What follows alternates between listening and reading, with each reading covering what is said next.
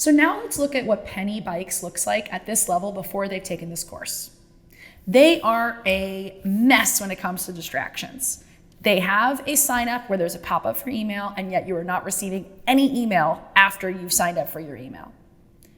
You go to their cart and you see now that there's an error, something that you would think is an extreme case, but I just dealt with this with a brand recently. Think about how many times there's an issue at the cart when you're about to check out, which gets you to be distracted, whether it's that you have to enter your credit card information in multiple times, whether it's that you have to enter your credit card information at all because of Apple Pay has made things a lot more simple and easy. Whether, again, there is an error that says the discount code that they provided didn't work, or whether you're not able to check something out in the cart, or whether you've added too many and then you can't modify it. There are so many distractions that keep our customers from interacting with us the way that we want. And that is what is happening with Penny Bikes.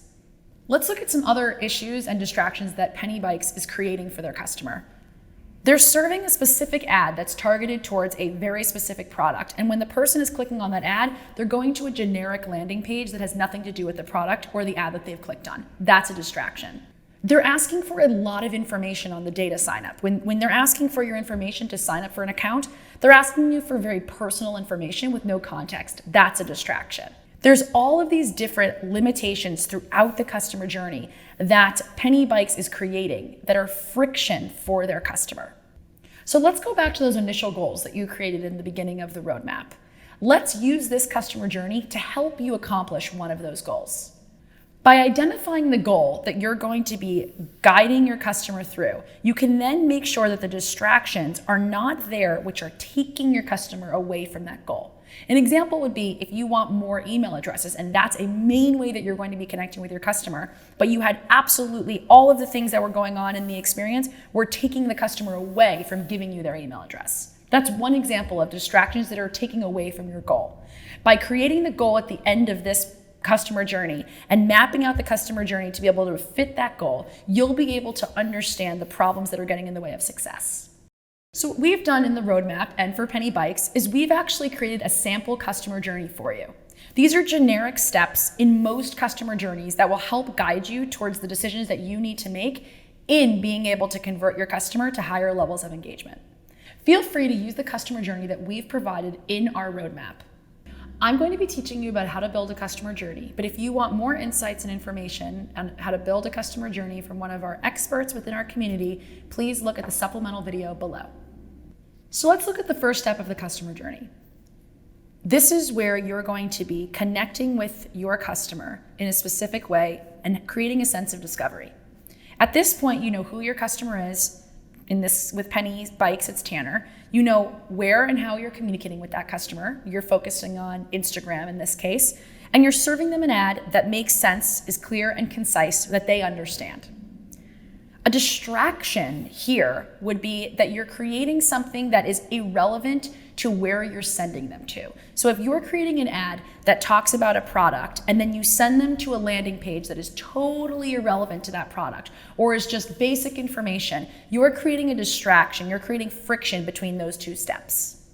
As a part of your customer journey, the ads don't always have to be check out this product, but you need to make sure at this part of the roadmap that you are creating that first step and that it relates directly to that second step as a part of your customer journey. If you are serving an ad to your target customer and you've done all this work to make sure you're speaking to the right people in the right way and in the right places, you need to make sure that you're sending them to the best next step possible to convert them to higher levels of engagement. Penny Bikes, through our course, realized that they were creating a distraction between the first two steps of their customer journey. And so they made a change. And what they decided to do was they decided to create an ad that targeted the right customer in the right place and send that customer to a part of their website that was strategically aligned with the ad.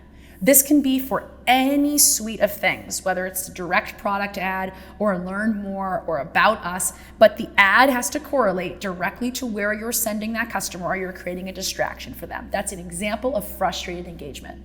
So as I go through Penny Bikes' customer journey, I want you to be thinking of the distractions that are keeping you from your customer getting to the next step of this customer journey that we've developed for Penny Bikes. So once the customer gets an ad, and now it is a clean ad that makes sense and they're going to the right part of the website, The buyer will then evaluate your product. Maybe they read a blog or product specs or engages in chat, depending on where the ad has sent them. And then maybe what ends up happening is once they get to this section of the website, it's way too generic and way too broad and is not targeted specific enough for them. If someone is willing to click on an ad that's specifically targeted to them and they get to the right section of your website, but it's still too generic and it's not giving them what they're looking for, they're going to be distracted and leave. So by listing out these distractions, the first distraction being that you're creating friction between the ad and the page, the second distraction being that the page is still too generic and generalized, you're able to then come up with solutions that will get them to the next step of the buyer's journey. The next step of the buyer's journey is that the buyer is now going to check out to want to purchase your product. The distraction that's happening within Penny Bikes is that they've created a pop-up that's actually taking the customer away from the cart experience, because when they're about to check out, they get a pop-up asking to submit their email address. Now, maybe you don't have distractions at every single step of your customer journey, and maybe your customer journey is a bit more nuanced or specific than this. But what you can do is you can use this general example as what a customer is going through and what it looks like to convert that customer at higher levels. You can identify distractions, whether they're just general distractions that everyone experiences or it's distractions that you're creating. And you can remove those distractions to ensure that your customer is getting from step to step to step seamlessly and without friction so that you can convert them to where you want them to go. So the next part of this journey is you've changed these distractions, you've removed the pop-ups, you've created a more specific landing page, and now you've made sure that the ad focuses very directly on where you're sending your customer. And your product is now been purchased. Congratulations, because you've limited the distractions, you now have a customer that has bought your product. And what ends up happening with the distraction here is that the shipping is delayed with no email notification sent. This distraction can get in the way of your customer wanting to keep your product, wanting to ever work with you again, wanting to tell others about you. You are keeping this customer at a lower level of engagement. You are distracting them. And as I've mentioned with the attract bucket, it's very important to focus on what are the things that you are doing to make sure you do not turn this customer off. And distractions are those things at level 3 that can totally turn your customer off. So by limiting these distractions, by listing these distractions, by identifying what these distractions could be and how they are impacting your customer journey, you can then make informed decisions and solutions to make sure your customer does not fall off the path that you've designed for them. And now with Penny Bikes, they've fixed a lot of the things. They've helped and upgraded the experience with their delayed shipping. But the customer opens the product and there's a key part that ties into the actual bike that is missing. That is another distraction. And this happens frequently. Maybe it's a small part. Maybe there's no directions. Maybe there's a series of things that are distracting the customer from being able to have a positive customer experience with your product. At each touch point with the customer, it's an opportunity for you to connect more deeply with them, to take them to a higher level of engagement. Right now, we're only on the attract phase, but all of the steps that we're doing right now are going to help build a foundation to take them to these higher levels of connection and engagement, where you can start to engage with them more directly, where you can start to ask things of them, where you can start to be able to build them into loyal customers that become advocates for your brand. But if you're creating distractions for them, it's going to keep them at a lower level of engagement. It's going to keep them frustrated, engaged. At every single point of this customer journey, you have an opportunity to either keep them going on the path you've designed or veer them away from what you want from them. By the time your customer has purchased your product, and hopefully it's a seamless experience until then, and they receive that product, that's an opportunity to continue that relationship with them. And so you have to think about the distractions along the way of every single aspect of this journey.